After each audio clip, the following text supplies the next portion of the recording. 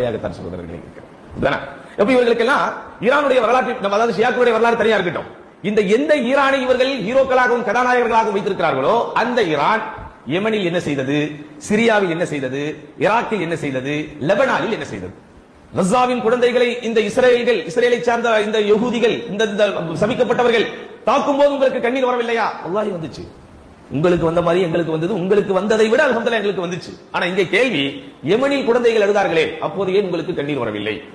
ஹூதியீன்கள் என்று அறியப்படக்கூடிய இந்த ராஃபிதாக்களும் ஷியாக்களும் பெற்று போட்ட கள்ள பிள்ளைகள் அஹ்லு சுன்னாவில் ஆயிரக்கணக்கானவர்களை கொன்று குவித்து, அங்க இருக்கிற அஹ்லு சுன்னாவின் பள்ளிவாசல்களை எல்லாம் உடைத்து தகர்த்து, மக்காவிற்கு கூட பாதிப்பு ஏற்படுத்த வேண்டும் என்றெல்லாம் அவர்கள் தீய செயல்களை தீஞ்செயல்களை செய்கிற போது, சூழ்ச்சிகளை அவர்கள் செய்த போது ஏன் உங்களுக்கு கண்ணீர் வரவில்லை?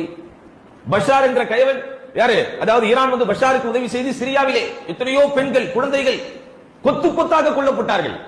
அங்க இருக்கிற இஸ்லாமிய நகரங்கள் எல்லாம் அடையாளங்கள் தெரியாமல் உடைத்து நொறுக்கப்பட்டன. நகரங்கள் சகோதரர்கள் ஒரு சிட்டியை டெமாலிஷ் பண்றான்.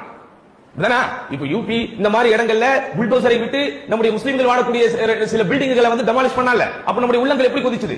அவன் எப்படி டெமாலிஷ் பண்ணா? ஒரு ஸ்ட்ரீட் அல்ல, ஒரு தெரு அல்ல, ஒரு 4 பில்டிங் அல்ல.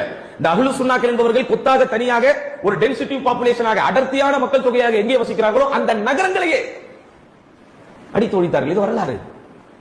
அப்ப இப்படியாப்பட்டவர்களிடத்திலிருந்து ஒரு நன்மை வரும் என்று எதிர்பார்க்க முடியுமா? இவர்கள் உண்மையாலுமே பலஸ்தீனுக்காகத்தான் அதை செய்திருப்பார்கள் என்று நம்ப முடியுமா? எங்காவது அவன் சொன்னானா கஸாவில் குழந்தைகள் மீது நீங்கள் கை வைத்திருக்கிறீர்கள், அதனால் தான் நான் உங்களை அடிக்க வருகிறேன் என்று அதிகாரப்பூர்வமான அறிவிப்பு வந்ததா? அதான் நான் நேற்று சொன்னதா சங்கீதனம். என்ன அர்த்தம் சங்கீதனத்துக்கு? இல்லாத ஒன்றை இருப்பதாக கற்பனை செய்யணும், அதுக்கப்புறம் அதையே உண்மைன்னு நம்பணும், அப்புறம் நான் நம்பி அந்த போலியான உண்மையை அடுத்தவர்கள் மேல திணிக்கணும். அதை நீ ஏத்துக்காட்டா உன்னை அடிக்கணும்.